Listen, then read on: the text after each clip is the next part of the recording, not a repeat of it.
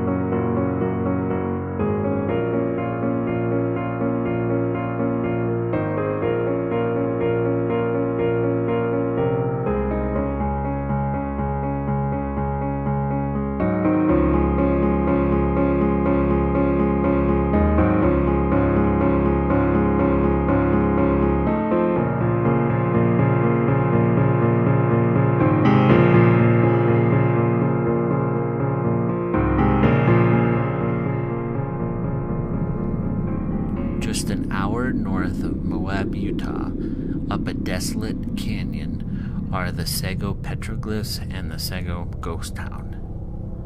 The petroglyphs are actually from 3 generations of Native Americans.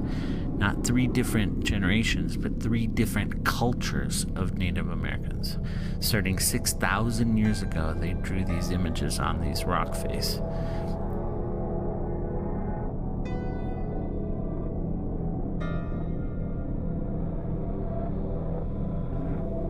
Up this unmaintained, narrow road, you find these images, and they are haunting. What kind of message were these ancient people trying to tell us? Was it a warning? Were they celebrating something? You can see the different layers of paint and the different depths of the figures. What do you think these are?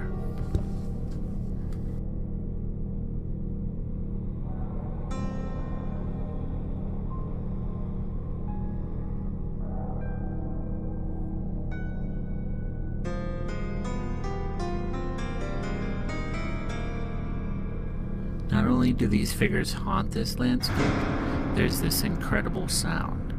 I recorded with my camera, and you can hear the wind just whistling through the canyon.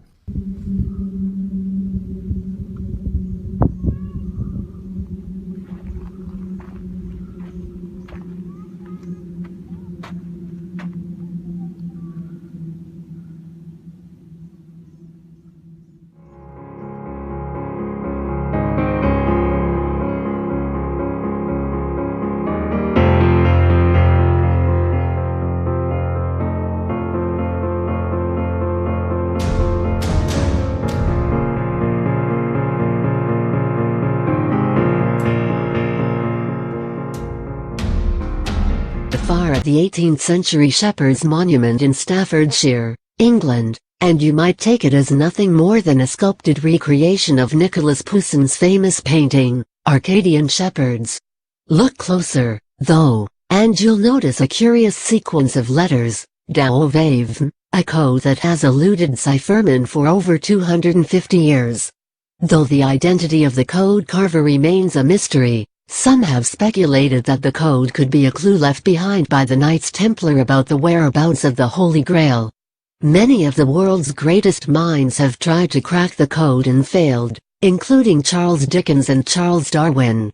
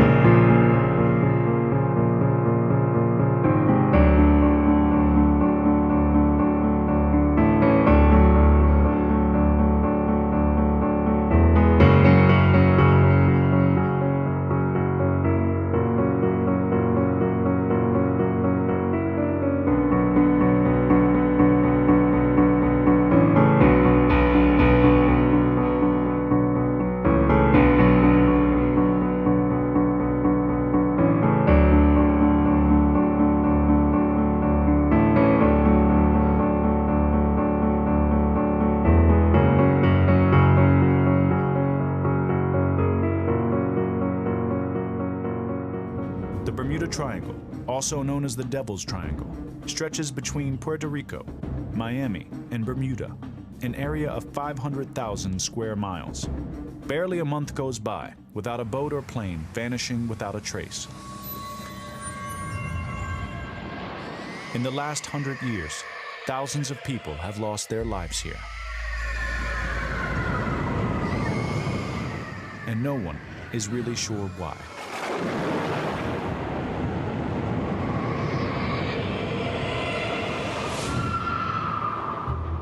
The mystery dates back over 500 years. Even Christopher Columbus reported strange lights and giant waves appearing out of nowhere. Hundreds of boats met their end in these deadly waters. Lost ancient cities, mysterious curses, even sea monsters are blamed. But is there a better explanation? Can modern science finally shed light on this enduring mystery? Curiosity assembles an elite team to find out.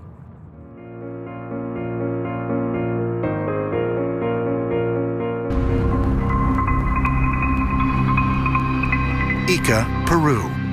Here, in 1961, workers in the Okukahe Desert unearthed a collection of carved andesite stones, many depicting what appear to be human encounters with dinosaurs.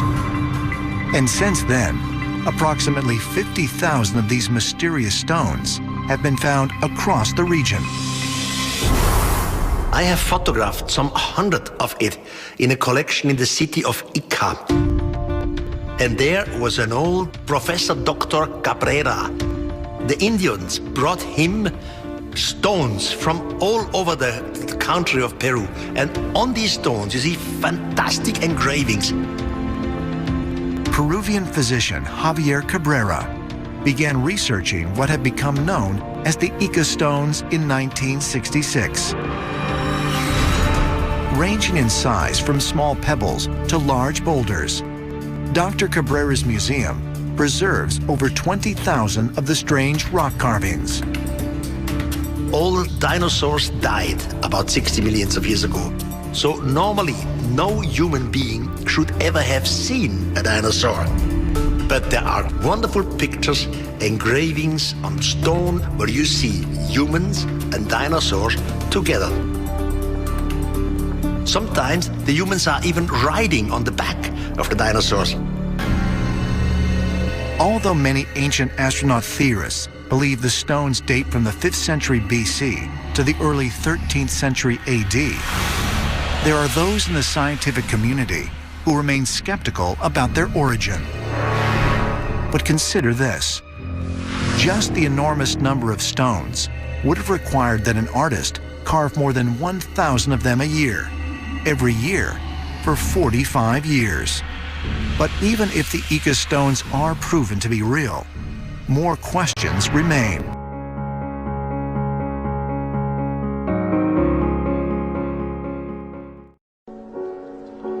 Het boek doekt op in 1867 bij een skipstimmerbaas in Den Helder, zekere Cornelis over de Linden, die het van Frieske kom ouwie. Die zei dat hij het van zijn mooike aafke gekregen had. En die mooike aafke die werd het weer in Enkhuizen en die is al lang weer verstoord. Dat geen keer dat controleren, dus der mooi krijgt het ik al wat mysterieus. En het zou wezen dat dat boek al zo'n generaties in die familie terugjoend weer. En dat het een boek weer dat ik bewezen soort, dat is een verhaal dat blijkbaar in die familie bestiend had.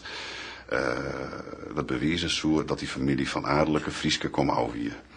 En doet dat boek één keer ontcijferen waard, want dat kon die Cornelis over de Linden zelfs net. Dus hij mast naar de deskundigen daar. Doet het één keer ontcijferen waard. Toen kwam van het lucht dat het saberen of net, het is maar wat je leeuwen willen, al van 400 van Christus in die familie over de Linden terugjoend weer. Okke, mijn zoon, deze boeken moet ge met lijf en ziel bewaren. Ze bevatten de geschiedenis van ons gehele volk en ook van onze voorvaderen. Verleden jaar heb ik die uit de vloed gered, tegelijk met u en met uw moeder. Doch ze waren nat geworden, daardoor gingen ze naderhand bederven. Om ze niet te verliezen heb ik ze op overlands papier overgeschreven.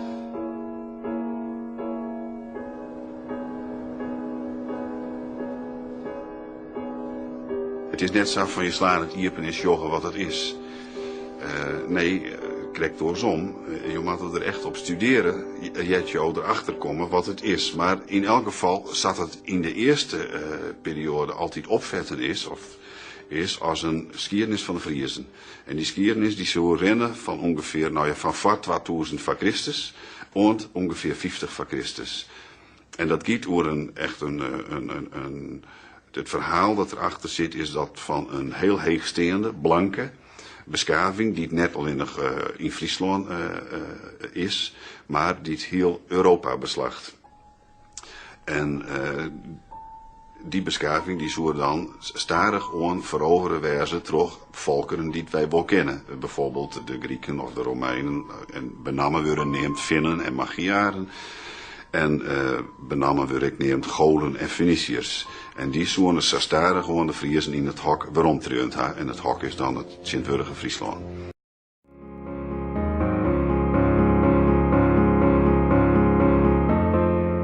This is Kryptos. It was installed in 1990 as part of the new CIA complex in Washington, D.C. Kryptos was designed and created by artist James Sanborn. The sculpture is a beautiful piece of art that has two separate parts. Both are made of granite and copperplate. One part of the sculpture is outside the building entrance, and it's inscribed with ancient ciphers and international Morse code. The other is located in an inner garden next to a reflecting pond. There's a piece of petrified wood with a copper S on top between the granite slabs that make up the second part of the sculpture. The most intriguing thing about Kryptos isn't how it looks or what it's made of or where it is. It's what's on the sculpture. Codes. The sculpture is sectioned off into 4 parts, and each part displays a different code. The first 3 codes were broken before 1998. The 4th remains unsolved, and it's the center of much excitement. With Kryptos Part 4, it's very short. It's also possible that we've been misdirected in some way. It's possible it has a mistake. It's also possible that there's something on CIA grounds. Kryptos was not designed as a public challenge. It was designed as a challenge to the employees at the CIA. So it's possible that there's some hidden clue that we just haven't been able to see. I mean, I'm considered the world's top expert on Kryptos, and I've only seen it once. Sanborn created the code with the help of an ex-CIA cryptographer. To date, he is the only person who knows the code, and he has plans just in case he doesn't live to see the code broken. He has put the answer into 2 safe deposit boxes. One is, and there are 2 different people who have access to them. One is his girlfriend, Jay, J-A-E. Another is a member of his extended family, and they don't know what the answer is. What they have is something called the K4 test. So if someone were to go to them and say, I've solved part 4, then what they're to do is to say, okay, what is the 17th letter? What is the 38th letter? And if this person answers correctly, then Jay will go to the safe deposit box and open it and find out the complete answers. What are the odds of Kryptos Part 4 being broken? No one really knows, but the experts have hope.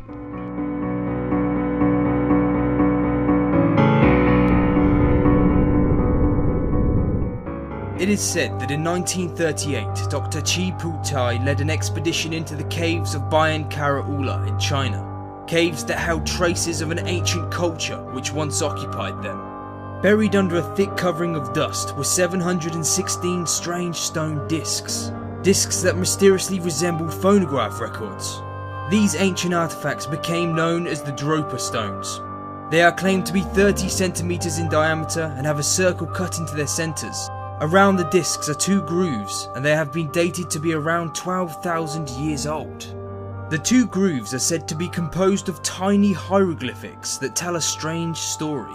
Chinese researcher Sun Nui believed that in 1962 he translated the hieroglyphics, and according to him, they describe a spaceship that crashed into the mountains, piloted by people who called themselves the Dropa. However, the Dropa people could not fix their craft and therefore had to adapt to Earth. His research claimed that the Dropa people were hunted down and unfortunately killed by the local Hans tribesmen. However, Sun Nui was very quickly ridiculed for his research by most of the science community, and eventually he went on a self-imposed exile in Japan. The mysterious discs have been analysed by many scientists, including Russian researchers that performed an experiment where the discs were supposedly placed on a special turntable, whereby they were shown to vibrate or hum in an unusual rhythm as though an electric charge is passing through them. But not many experiments have been made public, and currently there is no clear information on the whereabouts of the mysterious Dropa stones. They remain one of the most mysterious artifacts in the world.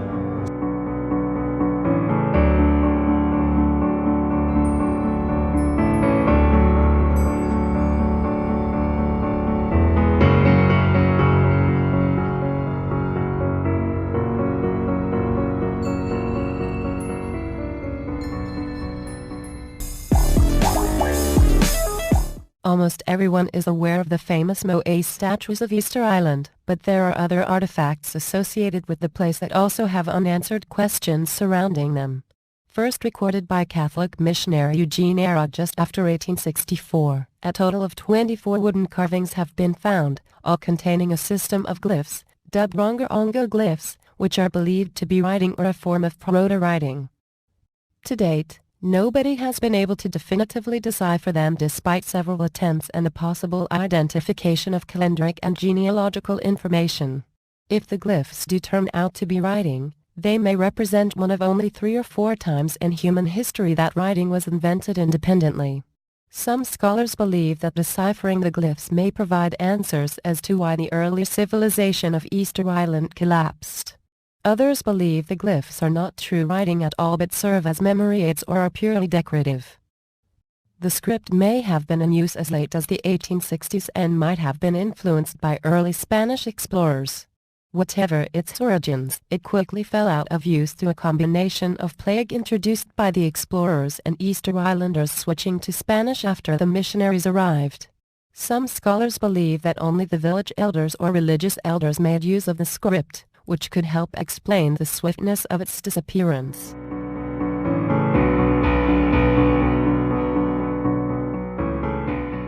Many ancient artifacts were found during the Topkapı Palace, Turkey. Reorganization among them was the Peri Rise. The map drew immediate attention as it was one of the earliest maps of America, and the only 16th century map that shows South America in its proper longitudinal position in relation to Africa. The map is drawn on gazelle skin and was compiled in 1513 by Ottoman Turkish military admiral and cartographer Peri Rise. The half of the map which survives shows the western coasts of Europe, North Africa, and the coast of Brazil. Various Atlantic islands, including the Azores and Canary Islands, are shown, as is the mythical island of Antillia and possibly Japan. The most puzzling aspect of the map is its depiction of Antarctica. According to the history books, the first confirmed sighting of Antarctica occurred in 1820 by the Russian expedition of Mikhail Lazarev and Fabian Gottlieb von Bellingshausen. The Peri Rise map not only shows a land mass near present-day Antarctica, but it depicts Antarctica's topography as not being masked by ice and in great detail. It has been estimated that Antarctica has been covered with ice for around 6,000 years. Many people have raised the question, how could a Turkish admiral from half a millennium ago map a continent's topography that has been covered with ice for thousands of years? Reports have been published claiming that the Ottoman Empire had knowledge of some form of ancient Ice Age civilization. However, these claims are generally considered to be pseudo-scholarship, and the scholarly opinion is that the region sometimes thought of as Antarctica is more likely Patagonia or the Terra Australis Incognita, unknown southern land widely believed to exist before the southern hemisphere was fully explored. On the map, Peri Rise gives resource credit to a map drawn by Christopher Columbus, which has never been discovered. Geographers have spent several centuries unsuccessfully searching for a lost map of Columbus that was supposedly drawn while he was in the West Indies. After the discovery of the Peri Rise map, an unsuccessful investigation was launched to find the lost Columbus source map.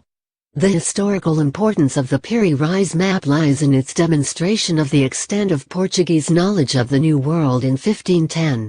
The Peri Rise map is currently located in the library of the Topkapı Palace in Istanbul, Turkey, but is not currently on display to the public.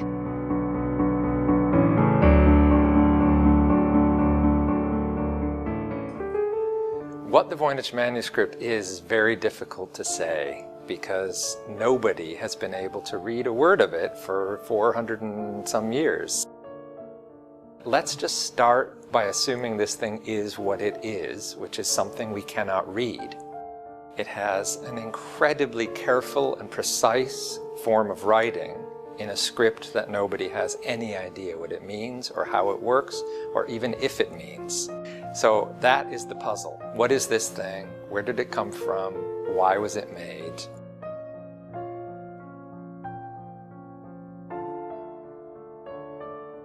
The pictures give you some clues and lock you into a vaguely medical, vaguely cosmological context, botanical, obviously, with a lot of plants. But given that none of them quite add up, it's quite hard to know where they take you. And if we're not meant to read something, what could that be? Why, what kind of purpose for a book which was a significant investment of time and money.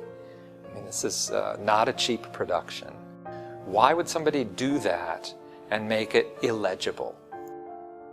Is it truly something that is meant to be a one-off secret book? Is its very secrecy its power? I love that because I actually don't care in a way if we solve the mystery or if we crack the code. The process of figuring out the mystery, I think that's where the value lies. I mean, mysteries teach you. It's the process to get to the solution is where you learn, not from the solution.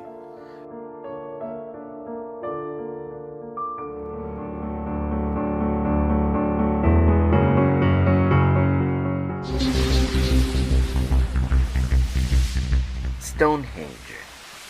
Located on the Salisbury Plain of southern England, Stonehenge is a megalithic rock monument of 150 enormous stones set in a purposeful circular pattern, whose main portion was built about 2000 BC.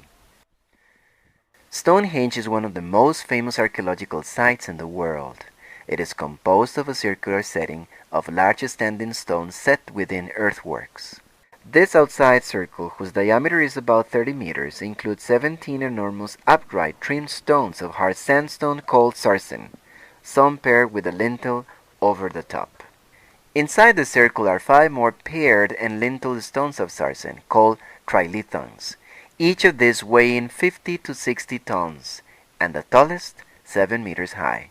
Finally, a few smaller stones of bluestone quarried in western Wales are set in 2 horseshoe patterns. A large block of Welsh sandstone marks the center of the monument. Stonehenge has been the focus of archaeological investigations beginning in the 17th century. However, the true meaning of this ancient, awe-inspiring creation has been lost in the mist of time. Was Stonehenge a temple for sun worship? A healing center? A burial site? Or perhaps a huge calendar? No one can tell for sure. How did these primitive people manage to carry the mighty stones from so far away and then, using only the most primitive of tools, build this amazing structure? Archaeologists fail to tell the truth. They just can't state theories that get to change from time to time.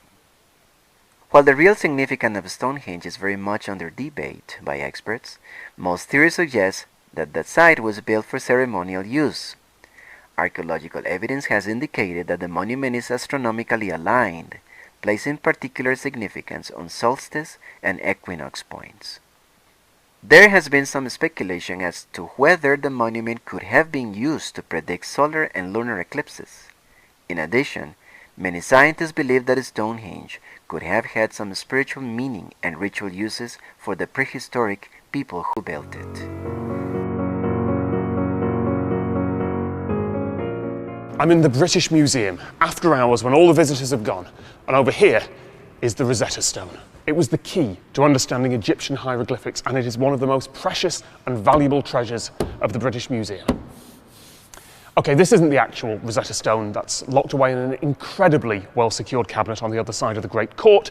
This is the replica that they let people touch, and so many people touch it that they have to hand-make a new replica every couple of years. Anyway, until the Rosetta Stone was discovered and promptly acquired by Napoleon's campaign in Egypt, no one in the modern age had a clue about how Egyptian writing worked. The most popular idea was that they were purely ideographic, with each drawing representing a concept. Modern linguists know that's unlikely, but that's more obvious in hindsight. Without any context or existing translations, there was no way to decipher any hieroglyphics anywhere. But then, the Rosetta Stone. Originally part of a temple that was likely demolished when a Roman emperor ordered all non-Christian temples to be closed, then probably used as building material. It was buried for centuries until French soldiers found it, and one of them realised what its significance might be. The same text in 3 languages, hieroglyphics, Demotic, and most importantly ancient Greek, which had never been forgotten. But translation wasn't easy. It took scholars 20 years to work it out because the stone is filled with jargon. The concepts here aren't simple, and Egyptian hieroglyphics are complex. The same symbol can be used phonetically to represent a sound, and to represent an abstract concept, and to represent literally what's been drawn, all depending on context. And yes, that is a bit like texting with emoji when you think about it. The big clue that helped translation was here. The cartouches, these circles with lines, they are honorific markers attached to the names of royals. So scholars knew there are names in the other languages here that we can read. So those names should also be in the hieroglyphics. And hang on, there was already a theory that cartouches meant names. So if we match up those letters with I'm simplifying massively. It was incredibly difficult, and frustratingly, the translations aren't exact. There are differences between each of the three texts here. But once one piece was cracked, there was a way in. And over decades of hard work, we started to be able to translate hieroglyphics. The question very few people ask, though, what's actually on the Rosetta Stone? What is written here? What mysteries of ancient Egyptian life did it reveal? It's about a royal cult being granted certain favours, including tax exemption. It is essentially ancient Egyptian tax paperwork.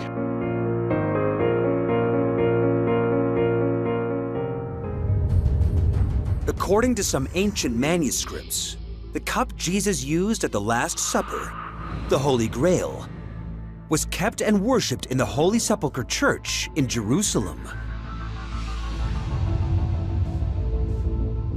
But the first known mention of it here comes 500 years after the death of Jesus.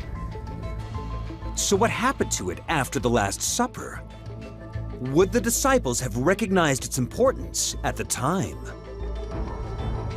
The meal Jesus has with his disciples in Jerusalem, in the final hours before the Romans arrest him, is a moment of extraordinary significance for Christians. And at the center of this story is a cup, used to initiate the first ever communion. Jesus told Christians to remember him by sharing bread and wine, his body and blood. When you think about the Last Supper, there's only one object that's actually mentioned. There's this reference to the cup. Many, like Robin Griffiths-Jones, believe that an object as significant as the cup would have been preserved by the disciples for posterity. If the disciples did keep hold of the cup, there's still one crucial question. What happened to the cup after that fateful night in around 30 AD? Where did it go for the 500 years before we first hear a pilgrim describe seeing it in the Holy Sepulchre Church? Tabor believes it stayed right where it was, and that the Last Supper house became a meeting place for the new Christian movement. They started using it for an assembly. So this is someone with considerable resources that essentially turns his private home over to the movement, and they stay here for the next 40 years. And so it's venerated, it's remembered by them. They wanted to be in the same space, and they want to have the feeling that we are in this sacred and holy place. Early Christians could feel closer to Jesus by being in the very room they believed he held the Last Supper.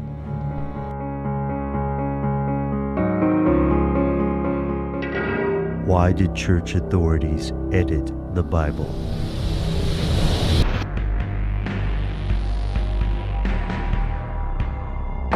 Here are the facts. According to the Pew Forum, an estimated 2.18 billion people around the world identify as Christian and use some version of the Bible as the foundation for their faith. For Christians and historians alike, this is a remarkable text, written by multiple authors across a vast span of time. It's impossible to calculate just how profoundly these books have changed the world. And there is the rub. All of these people are not reading the same book. Some versions of the Bible include works that are excluded in other versions. Some texts have been cut out altogether, and some exist only in one version of the Bible. Who decides what to keep and what to cut? And perhaps the most important question is, why? Here's where it gets crazy. We can't trace the evolution of the Bible to a single person. The First Council of Nicaea did not finalize the Bible in 325 CE. The first 5 books of the Bible were accepted as Jewish law as early as 1250 BCE. By 90 CE, 39 books were canonized, forming the Hebrew Bible. Since Gentile Christians rarely read Hebrew, they adopted a Greek translation along with additional books. This translation, called the Septuagint, dates to about 250 BCE. While Jewish authorities evaluated books based on their relation to the Torah, early Christians based decisions on their own particular interpretation of what Christianity was, as well as the nature of Christ. At this time, Christianity was a new religion, full of internal disagreements and competing ideas. For example, Gnosticism argued that a person could interact with God without intermediaries, along with concepts of dualism and reality that would be considered similar to mysticism today. The rivalry between the Church and Gnostics led to serious concerns about unity and, ultimately, a finalized canon list compiled by an Alexandrian bishop named Athanasius. Not all churches finalized their canon at the same time or with the same books, generally for objections concerning doctrine, heresy, or fraudulence. Books that did not seem inspired by God or advocated things contrary to church doctrine were excluded. In some cases, these books present Jesus in a very different light. In the Gospel according to Thomas, Jesus speaks of turning Mary into a man so that she too may become a living spirit, along with other sayings that don't seem like the modern image of Jesus. This Gospel according to Thomas wasn't discovered until 1945 in Egypt as part of the Nag Hammadi Library. Research on the evolution of the Bible continues, and as historians learn more and more about the course of this work, one thing's for sure, there's plenty of stuff the early church didn't want you to know.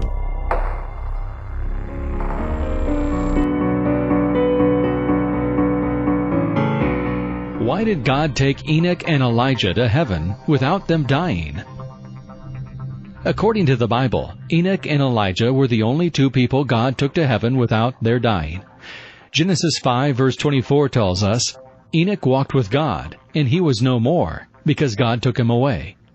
2 Kings 2 verse 11 tells us, Suddenly a chariot of fire and horses of fire appeared and separated the 2 of them, and Elijah went up to heaven in a whirlwind. Enoch is described as a man who walked with God for 300 years. Genesis 5 verse 23. Elijah was perhaps the most powerful of God's prophets in the Old Testament. There are also prophecies of Elijah's return. Malachi 4 verses 5 and 6. Why did God take Enoch and Elijah? The Bible does not specifically give us the answer. Some speculate that they were taken in preparation for a role in the end times, possibly as the 2 witnesses in Revelation chapter 11, verses 3 through 12. Why are the circumstances of the death of Moses so mysterious? God has not chosen to reveal much to us about the circumstances of Moses' death. There are 3 references in the Bible to the death and burial of Moses, and each of them contributes to the mystery surrounding the story of the great prophet. We know that he was 120 years old when he died, yet his eyes were not weak, nor his strength gone. Deuteronomy 34 verse 7. Despite his age, Moses was still in his prime when he was called home. Because of Moses' sin of disobedience at the waters of Meribah Kadesh, Moses was not allowed to enter the promised land. He brought the people of Israel to the very edge of Canaan, and he was given a look into the land, but he was not allowed to go in himself. At the end of Moses' life, God gave Moses a glimpse of the land he had left Egypt for. Moses climbed Mount Nebo from the plains of Moab to the top of Pisgah. There the Lord showed him the whole land. Deuteronomy 34 verse 1. Moses died there on the summit, according to the word of the Lord. God buried him secretly, and no one knows to this day where his grave is. Deuteronomy 34 verses 5 and 6.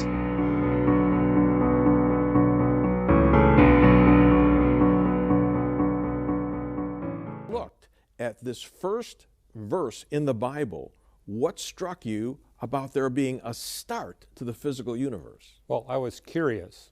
What does this passage actually mean? What is the heavens and the earth? So as I read through the entire Old Testament, I realized it never uses the word universe, but there's this phrase, the heavens and the earth, that means the totality of physical reality, all matter, energy, space, and time. And the word create means to bring into existence something brand new that never existed before. So it's a real start, a real beginning to the universe.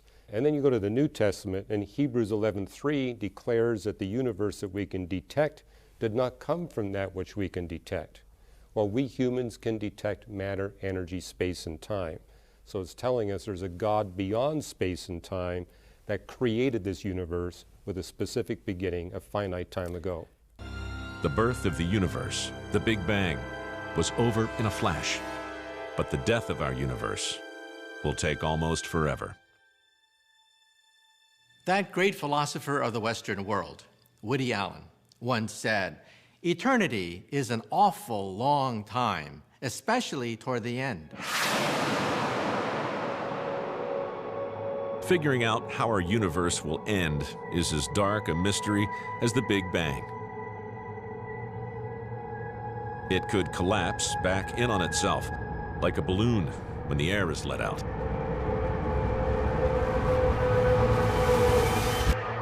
Maybe that's already happened.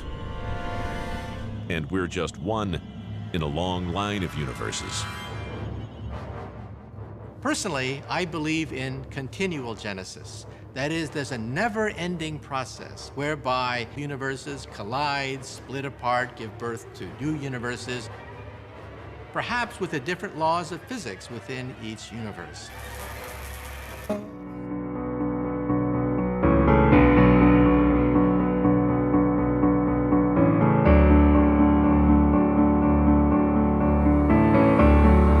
What do we know about the inner workings of the human mind? Surely everything that humans do, from designing skyscrapers to composing symphonies, is not the product of simple cellular interactions. And yet it might be.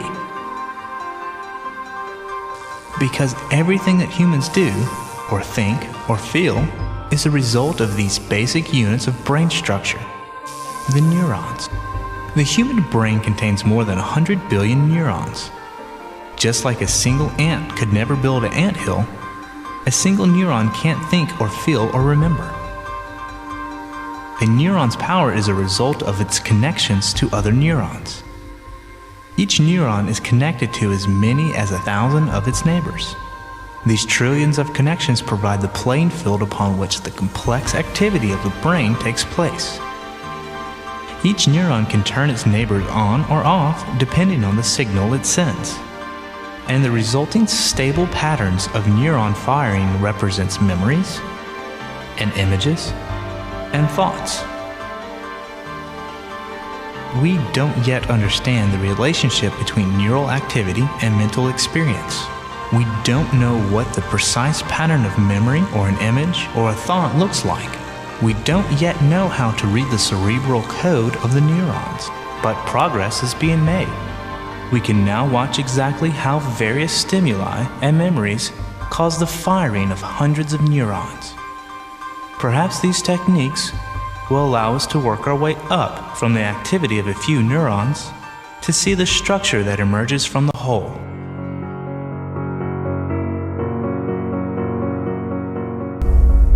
In 1948, a Turkish villager stumbled across an unusual formation protruding from the earth in the foothills of Mount Ararat.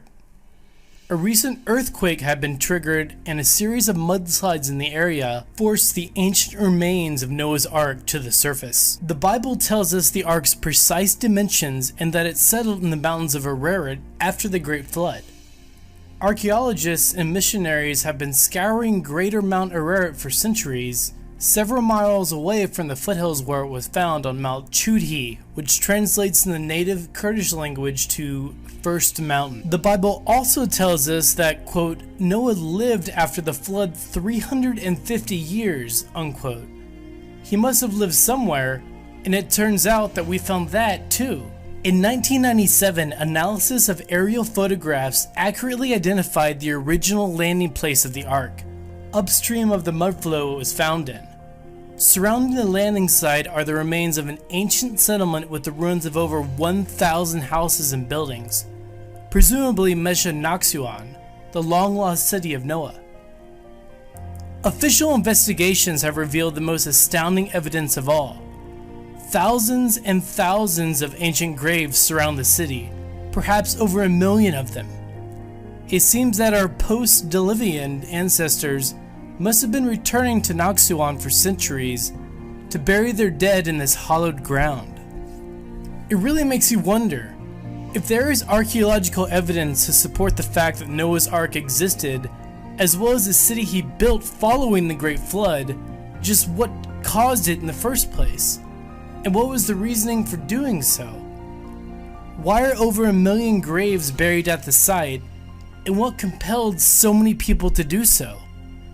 The Bible, as well as other religious texts that at least include stories of a great flood, have explanations, but for some reason, they feel incomplete. It makes you wonder, with all these new findings, what really happened way back then?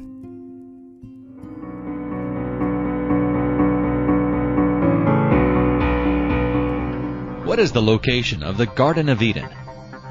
The only thing the Bible tells us concerning the Garden of Eden's location is found in Genesis 2, verses 10 through 14. A river watering the garden flowed from Eden. From there it was separated into 4 headwaters. The name of the first is the Pishon. It winds through the entire land of Havilah, where there is gold. The name of the second river is the Gihon. It winds through the entire land of Cush. The name of the third river is the Tigris. It runs along the east side of Asher. And the fourth river is the Euphrates. The exact identities of the Pishon and Gihon rivers are unknown, but the Tigris and Euphrates rivers are well known. If the Tigris and Euphrates mentioned are the same rivers by those names today, that would put the Garden of Eden somewhere in the Middle East, likely in Iraq.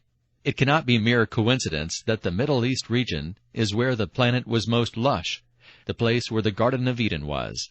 If oil is, as most scientists believe, primarily decayed vegetation and animal matter, then this is the area where we might expect to find the greatest deposits of oil.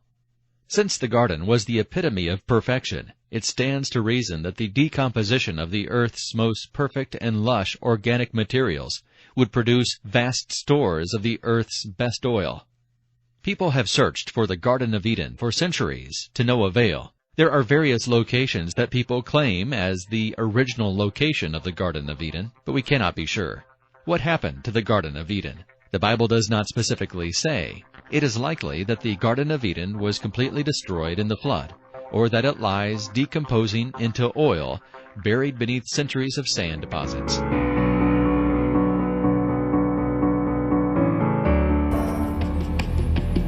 The Ark of the Covenant was kept in the Temple of Solomon in Jerusalem until it disappeared in 587 BC. But where did it go?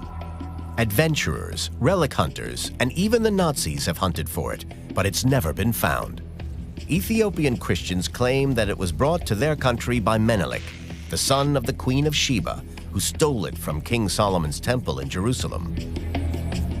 So what exactly was it? According to the Bible, the Ark could be a powerful weapon.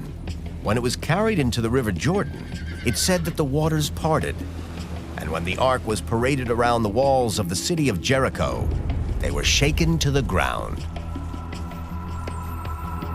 If we follow the history of the Ark into battle situations or an inadvertent touching of it when it was being carried across the river by a man who meant no harm but was struck dead, I think that some of the descriptions might lead us to believe that there were plates of metal rather like a very high-powered battery. So perhaps if the Ark was technology rather than magic, but technology from the Lord alone knows where, then it might have been able to give out electric shocks. I could imagine if you were carrying an Ark out in the sunlight, bright sunlight, in the Middle East, you're going to get a high charge on that Ark. And if someone comes out who's earthed and touches it, he's going to get one hell of an electric shock, which could kill him, could possibly stop his heart. So there could be some truth in that story.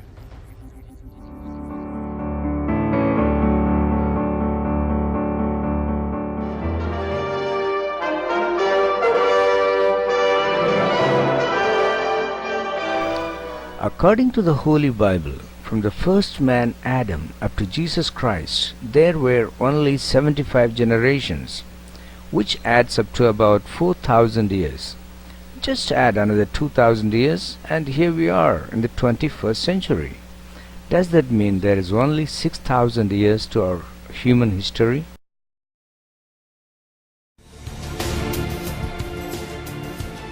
Our big brains, the gift of speech. Long legs, powerful muscles, and sweat glands for running across the savannah. Robust thumbs from making and using tools. The coccyx, the remains of our tail from our days spent leaping through the trees in search of fruit. Our finely tuned senses, live birth and parenting that helped us outwit the dinosaurs. The lungs and limbs that took us onto the land. Our hearts, eyes, bones, and teeth from our aquatic past. And the DNA in our cells that emerged in a primeval puddle.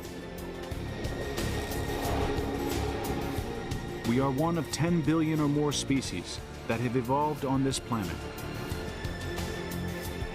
All from one single cell that sparked into life over 3 billion years ago.